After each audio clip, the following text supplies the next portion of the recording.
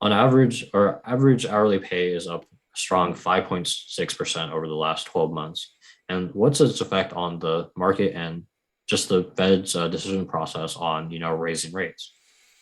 Yeah, so think about that.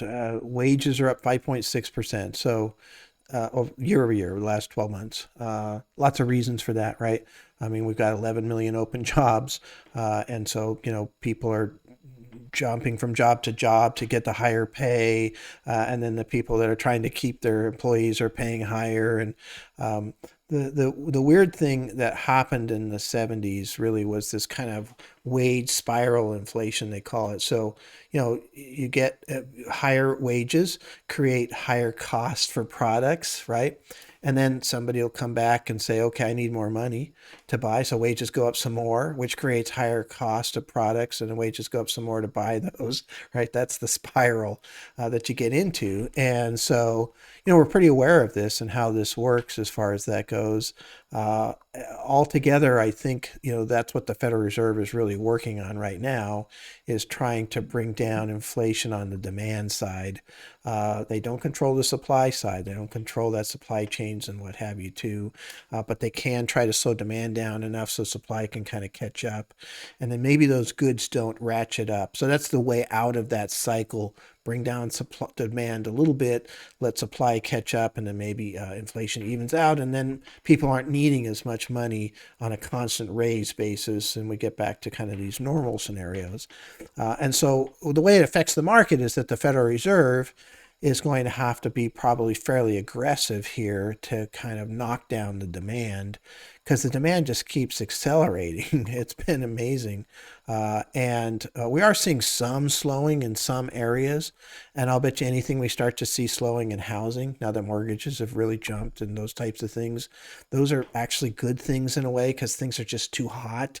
Slow it down a little bit so the Federal Reserve can do less. But that's how it affects the market. And we saw that. I mean, November is when the Federal Reserve started getting really aggressive in their commentary about fighting inflation.